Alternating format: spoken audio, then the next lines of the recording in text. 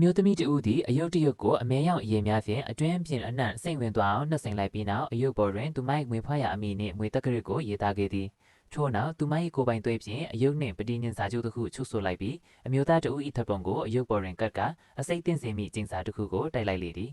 နောက်တနေ့တွင်ဓာတ်ပုံထဲမှအမျိုးသားသည်ရေချိုးကန်အတွင်သေဆုံးနေသည်ကိုတွေ့ရှိရပြီးဒုတိယနှင့်တတိယမြောက်အမျိုးသားညောင်းမှလည်းထိုနည်းတူပင်ရေချိုးကန်အတွင်လိုက်ပင်အသက်ပြောက်ခဲ့ကြသည်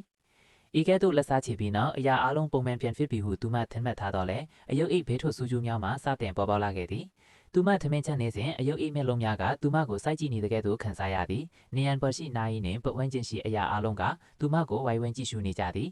၎င်းကိုစိတ်ကူးရင်ခတ်ချမှုဟုမှတ်ယူကအိယာထဲတွင်လျောင်းနေစဉ်အယုတ်များပြင်းတဲ့နေ့ဒီအခန်းတစ်ခန်းကိုတွေ့ရှိခဲ့ပြီးထိုအယုတ်များကသူမကိုစတင်ထင်ချိုးလာကြသည်ထိုအခါမှသာအယုတ်သည်သူမ၏ခြေရင်းတွင်ထိုင်နေသည်ကိုသတိပြုလိုက်ပြီးအယုတ်၏အရေးမှလည်းတခဲတည်းကြီးမားလာခဲ့သည်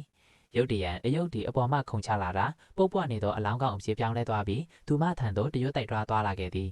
၎င်းသည်ထိတ်လန့်ဖွယ်အိမ်မက်ဆိုးတစ်ခုအတွင်ပြောင်းလဲသွားတော့လဲသူမ၏လက်ညာကင်မှုသွေးစွန်းတကဲ့သို့နှီးမြန်းနေသောအစွန်းအသင်းများကြံရစ်ခဲ့သည်ထိုဖြစ်ရ၏အကြောင်းရင်းနှင့်အမှန်တရားကိုရှာဖွေရန်အတွက်သူမဆက်တင်ကြိုးပမ်းပါတော့သည်